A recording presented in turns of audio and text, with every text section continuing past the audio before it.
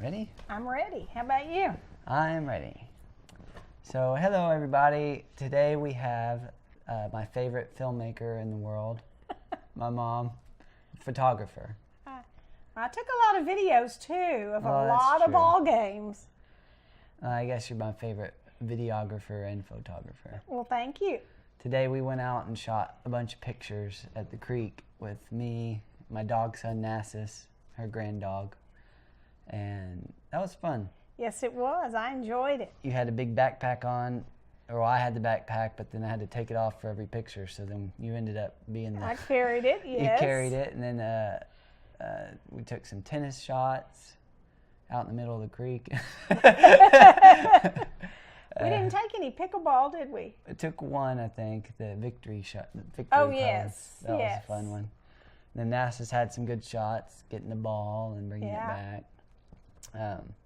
But what we're going to talk about today is how my mom is the best mom in the world and how she's a good caregiver.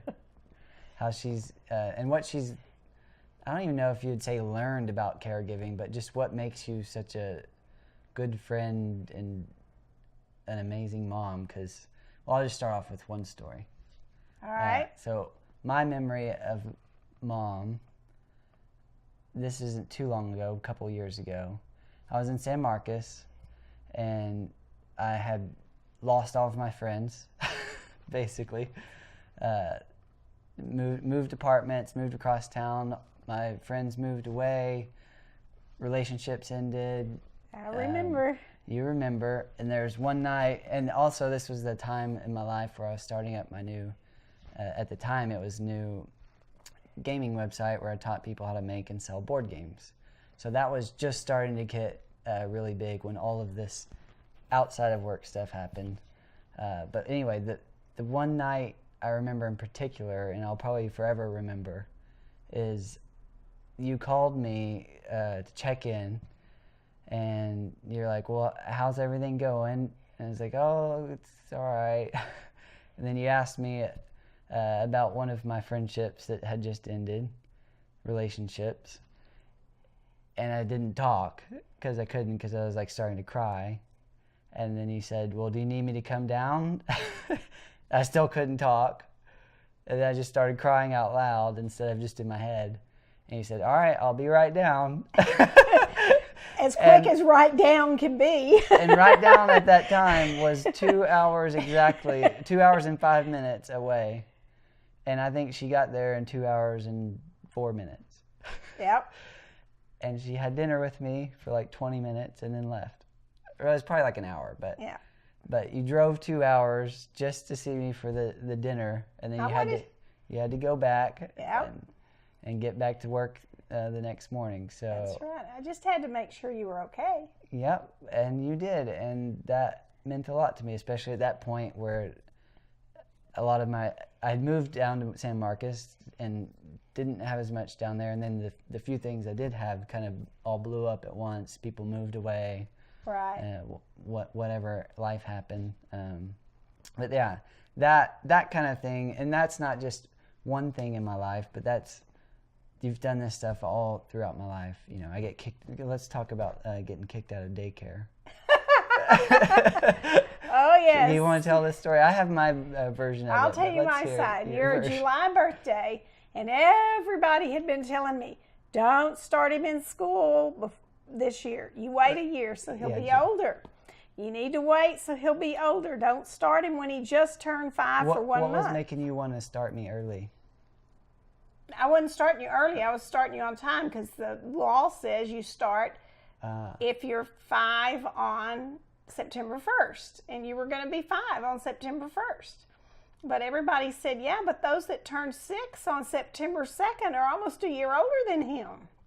And I was like, oh, okay, well, I'll think about it. So I went to tell the daycare, and they were like, well, we hate to tell you this, but if you keep him out another year and don't start him in school, you're going to have to find another daycare because we just can't take care of him anymore. Because I was a problem child. It was very strange. The when I would bring you in the morning, the class would all step back up against the wall and start playing over and leaving all this open space. And then you would hear this one little girl that had taken charge that would just stare at you, and then she'd go, "He's okay today." Or she'd go, "He's not in a very good mood. Let's just stay back a while." Yeah, so it was a bit temperamental. Yes, you were. And so then when I did start you on time, the daycare warned the school. And about a month... Let's talk about what they were warning them about. Why was I a problem child? What was I doing? In daycare? Yeah. You tell us what you were doing. You were I don't remember a lot. I do know that I would throw chairs. Yes. I don't know what else I did. You would pick on people and push them and, leave me alone and throw toys down. I was not nice. And I tell people this story now as an adult, and they're like, well, I never would have ever thought that you were... Part of the problem was once we got enough food in you, your whole personality changed. It was all geared around food. And when you started acting like that, if we were like out shopping, I'd say, okay, guys, we got to stop and go eat something. And we'd have to go eat. And then you'd be back to being okay. Huh. And that's how it was a long time. But then we get you to kindergarten. And things are going along. Yeah, they've warned the school. Y'all better watch out. He does not behave well. You're going to have to really buckle down on him. So after about a month, your teacher stopped me when I was picking you up, and she's like, "I've always wanted to ask you something. I don't understand why the daycare called me." And I said, "What do you mean?" She said, "Well, before school started, they called to warn me that Calvin was just uncontrollable." And she said, "I don't get it. He's never done anything in class that was misbehaving." Oh, it's an angel. Yeah, that's what she said. She said, "He's an angel in class. He doesn't misbehave at all." So we decided you must have been bored at daycare. That's what I would guess. And I don't remember looking back on it, but throughout my life, I get bored pretty easily, and boredom can definitely spark some not fun emotions and That's true. attitudes from me. That's true. Yes. So yeah, I went from problem child, outbreaks every day, throwing chairs, I guess, I don't know, fighting people. I don't remember really fighting people. You didn't really fight them, but you'd be like, "Leave me alone." And just kind of, just not really. Wanted my own space. Yeah, you wanted your space. That's right. Yeah. So I guess the daycare at the time for me wasn't stimulating enough, so I was wanting to get out. And once we were doing, I don't know what you do in kindergarten, coloring and creative stuff, I guess. But that's why I went ahead and started you. I didn't hold you back a year. You couldn't find another daycare? No, I decided, no, I'm going to start him because I think the change will do him good. And it did. I think you chose well. Good job, Mom. It did. So, did you have anything else to add on that? No, that was fun time. And then growing up in school, elementary, middle school, high school, I only remember going to the principal's office once in elementary. And that had to do with my competitiveness. We were playing dodgeball, and I don't know what happened, but I guess I was losing. One of my friends ended up scratching him in the face. And that, I don't know exactly what happened during that, why I scratched him. But we were playing dodgeball. It was very competitive, second grade competition. Yes, very. Nothing at stake except for, I won at dodgeball or I lost at dodgeball. That's it. That's right. And that's the day. Not even a certificate or a medal or anything. Nothing. Yeah. It's just pride. Yeah. But after that, I don't remember really getting in trouble. I don't think you ever did. At all. I mean, I don't think I'm you sure did. Some classes I might have gotten bored and was told to, quiet down or whatever. But nothing like principal's office worthy. Right. No. So I've learned over time to manage that anger and how to deal with the boredom and healthier ways to deal with it. So. And you're now a healthier competitor, but you're still very competitive. That's very true. Last night at pickleball, I didn't tell you this story. No, not yet. Well, it's just there's a couple. I get really competitive still, and I try really hard to not be so competitive, especially. Well, last night was our pickleball league, and it's fairly competitive. We're not playing for anything, but there's certain people that are more competitive there, and some games it will be casual. You know, people that are playing within your group, your 4-player group, are casual, and you're just there to have fun. And then there's some people who are there to compete. Right. And when I get in with those, I'm in compete mode. And I didn't get mad at anybody, but I definitely got frustrated when I lost one and didn't want to have anything to do with anyone for a bit. Oh, that's how. Yeah, when you lose, you shut down. You're like, just leave me alone. Leave me alone. And I knew that I had entered that mode, and so a healthy way to deal with that was to separate myself and take a break, and that's okay, and not stay in there and feel like I have to be around everyone at the moment, and then get angrier and then carry that into the next game. So one good thing that helped was 2 of my pickleball students had showed up. Oh. And I hadn't even, they showed up and I was in my upset mode or whatever. I didn't even realize they were there until oh, Calvin. I was like, oh, hey. And then that was actually really helpful for me getting out of being frustrated at the game that I just lost and then back into, oh, yeah, real world. People play just for fun. It's okay to have fun. They do. But just like when you play with me, it has to be for fun because I'm not very good. Yeah, so when I play games with Mom, it's super fun. We're just there to enjoy life. Anytime Drew's there, my little brother, it's competitive. Yes. If Mom happens to be playing, sorry, Mom. It was me and Drew, did you win or did I win? And Mom's sometimes well, I won. And we're like, oh, okay, who got second? This big brother's rivalry. I know. But you win some too. I do. There's one game y'all have trouble. One game you have trouble beating me at. What is that? 7 Wonders Duel. 7 Wonders Duel. Don't know why. I don't know if y'all let me win, but I tend to win at that game. It's fun. Tend to win.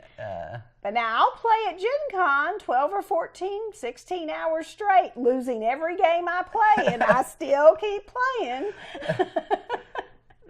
Gen Con's fun. It's the biggest gaming convention in the nation. It's in Indianapolis. We've gone, 6 years or something. Yeah. We always have a lot of fun there. It is. It's Mom even played in her first game tournament. Yes, I did. Card tournament. That was fun. Me and Drew, the reason we went to Gen Con the first time was because me and Drew were competing in a card game. And for me, I noticed that I don't travel hardly at all. I don't like traveling, especially planes, going across state, all that. But I will travel if it means I'm competing. Right. And I've noticed that. And so I had traveled across the entire 5 states or however Because long. your mother drove you. Because my mother drove me. So we went over there to Indianapolis and played in a card tournament. And then we made that a tradition. Even when the card tournament died, that card game died, we ended up still going for fun because we had so much fun with Mom. But anyway, this is a fun time. It was. Let's talk about raising kids. Raising kids. I mean, we kind of just talked about raising me, but so life before kids, and again, you're going to be a little biased because I'm here asking questions. Right. For people out there that are just now having their babies and they're starting to go from single life or married life or whatever to family life where you have a child that you're responsible for, or 2 or 3. Yeah. What are some things that you have? What's something or a couple things that you've had to sacrifice once you started having the 3 boys? Sleep.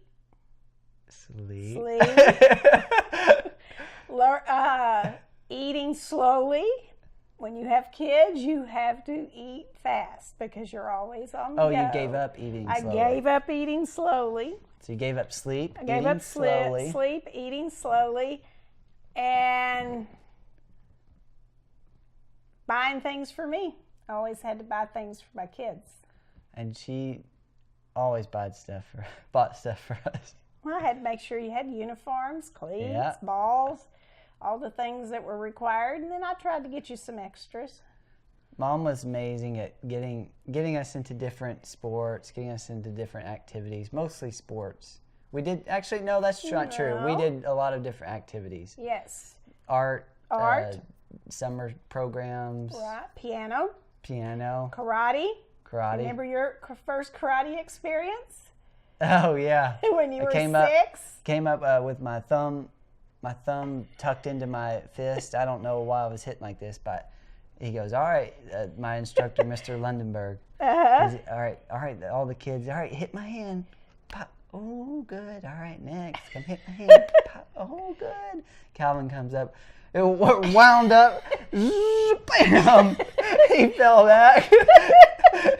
Mr. Lundenberg, whoa, that's a pretty good punch.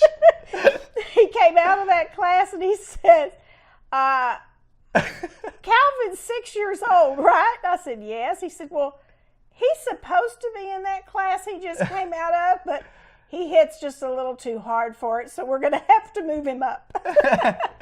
So again, the understimulated, I probably would have been understimulated in that class. Yeah. Thankfully, Mr. Lundenberg noticed that. Maybe it wasn't just the punch, but it was probably other stuff too. And thankfully, he moved me to more difficult tasks. Right. Kicking. You started off with a lot more balance than most 6-year-olds had. You were just always very quick and balanced on your feet, jumping over things, jumping on things. Climbing. Climbing. So that helped in karate because you had real good balance and footwork to begin with. That makes sense. You were great at sacrificing your own what you wanted, and instead started thinking about what your 3 boys wanted, or not even what we wanted, but you helped us try things out. Right. Karate, piano, baseball, basketball, football. Not as much football, but swimming. Yeah, Mom was a swim teacher. You let us take lessons and then help teach the younger classes. So that's probably where I get a lot of I'm a tennis and pickleball teacher now, so that's probably where I've always get my instructor. been a teacher of some kind since the age of about 15.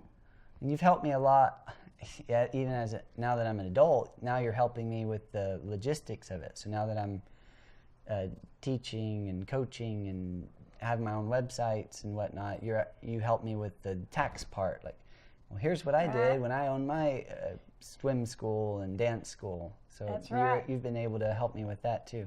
So I didn't turn 18 or 14 or whatever and just let me go. You've stuck with me, and now I'm 31 and you're still here.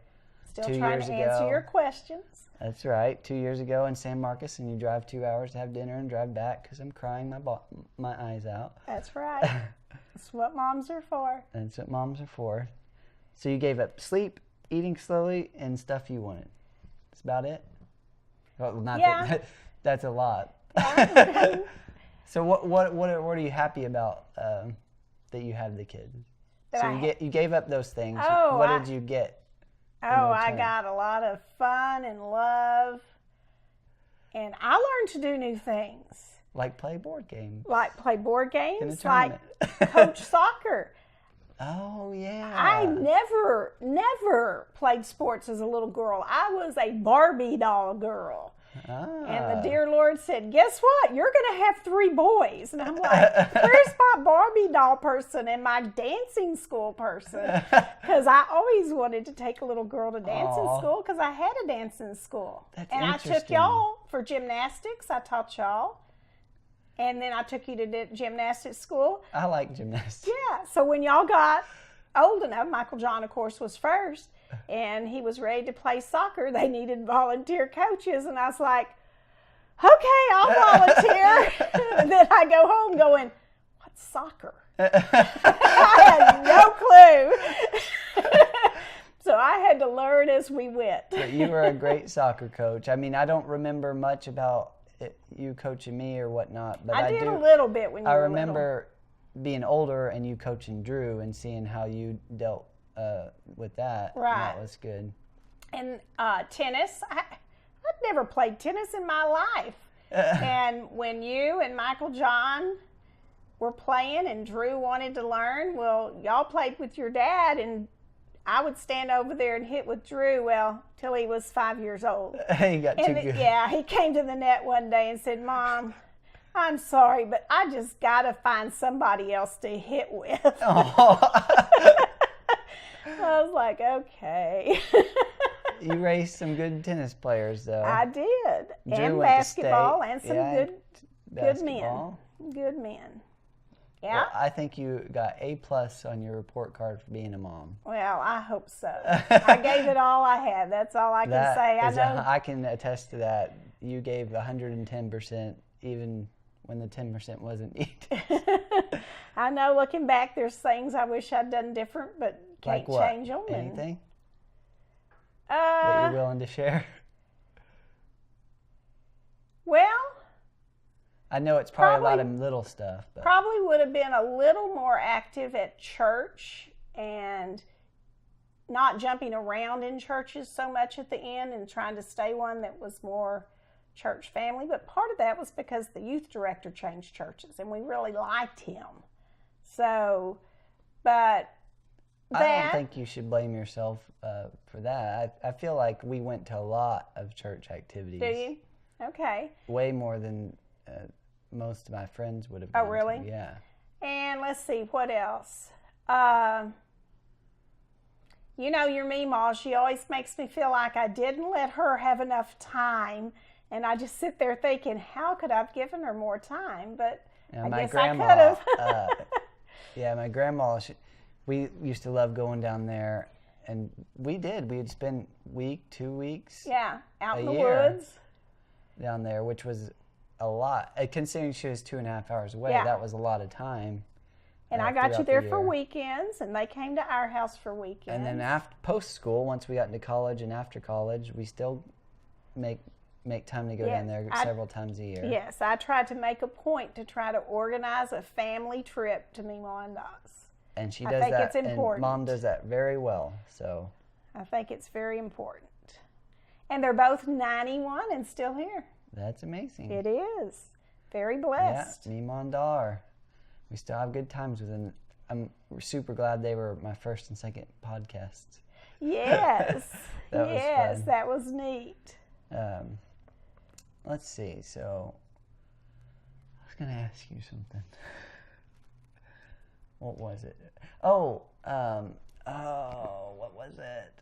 It was probably about soccer. Oh, dance school. I had a funny story about dance school. We were watching a video. Do you remember this? We were watching a video from one of my recitals. Go ahead. And me. All right. So Mom was introducing all the kids. We were at 5. So it was probably about the time when I was a problem child. Yeah. You were at the daycare. We were at the daycare doing a dance recital, and one of the parents, someone was videotaping it. I don't know who, but we were watching the videotape, 5 years ago? Anyway, I was an adult when we were watching it. And Mom's calling out, all right, for this year's class, we have Rachel. Yay, Rachel. And everyone claps. And then, so 4 girls come out. And then to end it all, or I don't know if I was the last one, but and next up we have Calvin Keeney. And out of nowhere, I just go, woo! Just like I had just gotten called out for the Chicago Bulls basketball team. And I come running out like I'm the all-star, Michael Jordan of whatever. And the one of the parents next to the camera go, oh my Lord.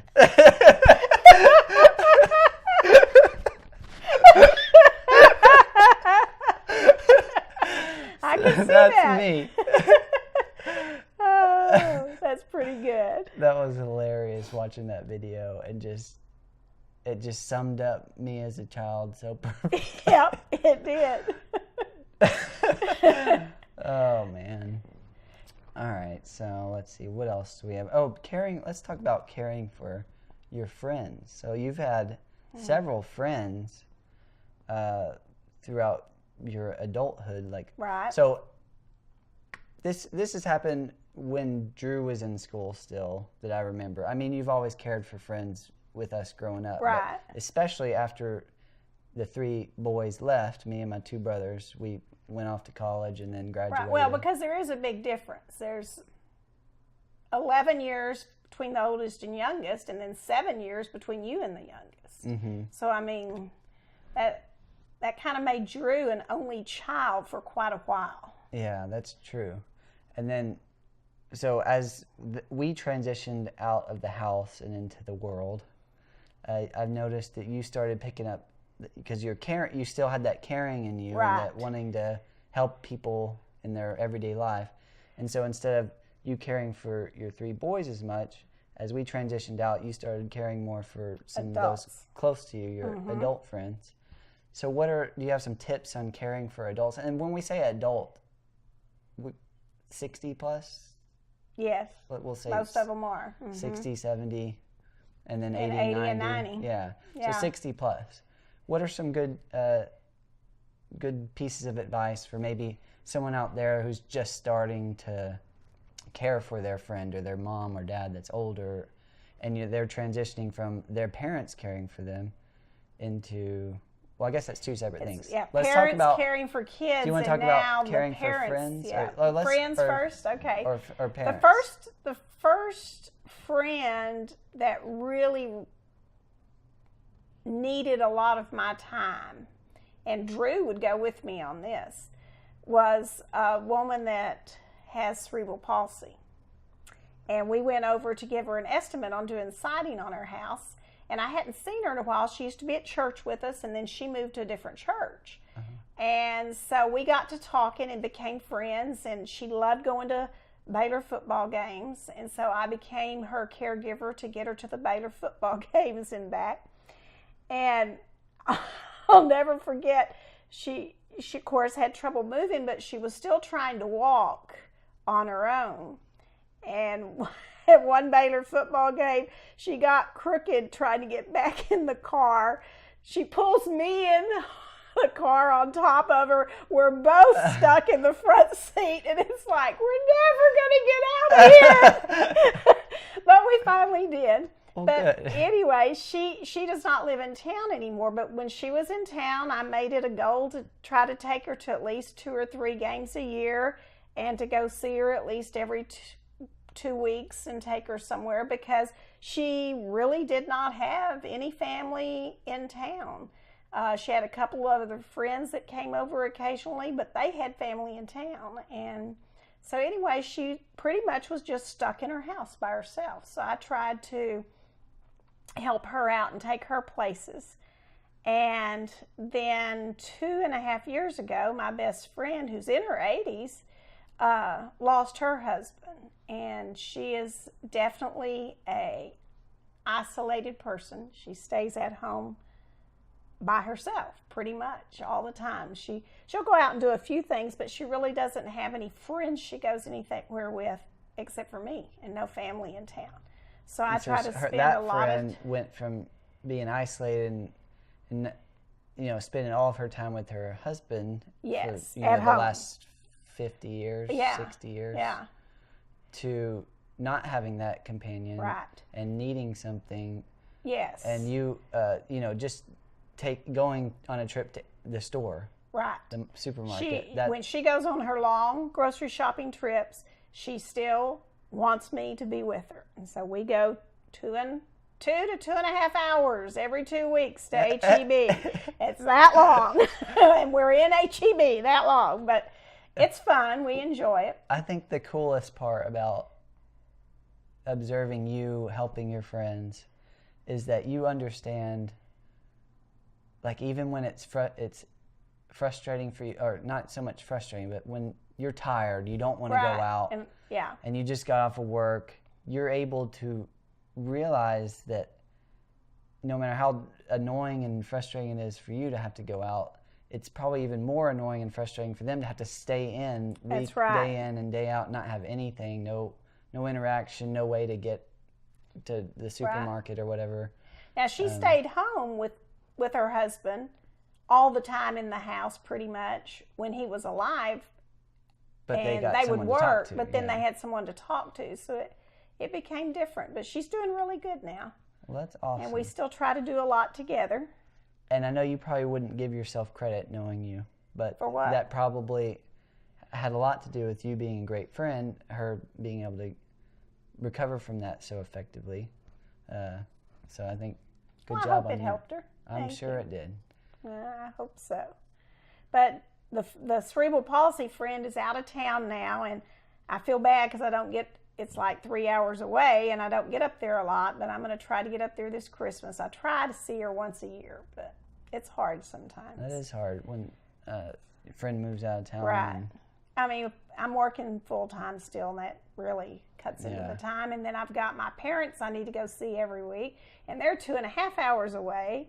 And then my kids that I need to go see. So it's lots of directions. One thing I've been really interested in lately is the transition from your parents taking care of you to you taking care of your parents. There's not a 74th birthday where all of a sudden, oh, okay, well, you're going to take care of me now. That's right. What really happens and what I've seen in the families that I've, just witnessed this in is the parents tend to have the mindset of, I'm taking care of you throughout their life. That's right.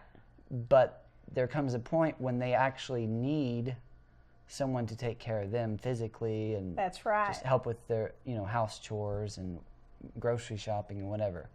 But most elderly adults, the parents, they don't realize this, or maybe they don't want to admit it to themselves that they're having to be cared for, which I wouldn't want to either. Right.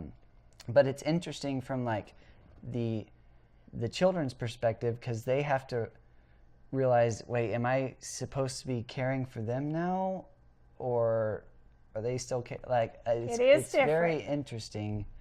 Do you have any tips on that? Well, there's people handle it different ways. I tend to try to still let them make all the decisions they can make on their own, do whatever it is they're trying to do on their own, and try not to just say, oh, you can't do that, I'll get it. I try to let them try if they want to try. And, sometimes it probably takes them an hour to do something that should have taken 10 minutes. But at 91, your meemaw sat down and made the dressing Thanksgiving. That was awesome, and it tasted just as good as it did 30 really years good. ago. It did. She always makes awesome dressing. And Da actually helped her this time. But, that's awesome. It used to take her 10 minutes to mix it up, and I know it took almost an hour this time, and that's fine. But a lot of people wouldn't have the patience to let her do it. I was just like, no, I don't care. Well, and that's amazing. I was talking to my friend Casey the other day on this podcast, and we were talking about caring for adults with intellectual disabilities and just people, like children with intellectual disabilities, just people that need help, really. Right. The elderly kind of fall into that category in that they need help with everyday life activities, such as cooking, like what you helped Meemaw with. And we talked about empowerment. So what you did was really good in that you let Meemaw have the power of fixing that dressing. You didn't just do it for her and say, oh, Meemaw made this, when really you did it. Right. Because Meemaw would know. That's right. And that wouldn't feel right to her. So you did a great textbook job of helping Meemaw, your mom, feel like she did it because she did, and you were very patient. And that's, like you said, much harder most of the time than just doing it for the person. Right. Because one thing is she'd be over there and she doesn't get up to get things now. And so I'd have to be listening to hear her say, oh, I forgot the such and such. And I'd have to ask if she needs it, and I'd go get it and bring it to her. So, we're doing it in a different manner, but it works. Keep in mind that while Meemaw's making the dressing, that doesn't mean that they're just making the dressing. Mom's still with her friend and whoever else is pitching in, mostly Mom and her friend cooking. They're doing all the cooking and having to listen out in the other room for I need this, I need that to mix the dressing. So, and trying to watch the football game. Oh yeah, and keep up with that conversation with the rest of the family. That's right. And I think you did it masterfully. Oh, thank you. It all tasted good, and the football game was fun. Yes. I think was that the one we won or lost? I think we won. Was that Tech? Anyway. No, it was the one before Tech. We lost. Yes, we lost. But anyway, we still had fun. And it was. It was a close game. It was good. It was TCU. Oh, that's right. Yeah. Very. So when we say we, who are we? We are The Baylor. Baylor Bears. See the shirt? Hey, sick on Bears. That's right. All growing up, that's what we would do. That was our family outings, was Baylor Bear game. And it was mine when I was growing up. Yeah, with Meemaw and Doll. Yep. Been going to Baylor games a long time. So we have all 4 of my grandparents, my mom, my dad, my 2 brothers, all went to Baylor. I went to Mary Harding. Your aunt and uncle? Yeah, aunt and Immediate family. You have a great-grandfather that went to Baylor. Really? Yes. That's Meemaw's cool. daddy. And then I went to Mary Harding Baylor, which is the sister school. Right. That was fun. You I'm like more of the a small smaller, groups, yeah. So, and I was wanting to play tennis in college, so that's another reason I went there. But most of all, I remember when I was searching for colleges, I was more interested in the small campuses. Right. The big ones were kind of overwhelming for me to think about going to. But you were still able to enjoy all the Baylor sporting events because you were close. It's only 45 minutes or 40 minutes from home.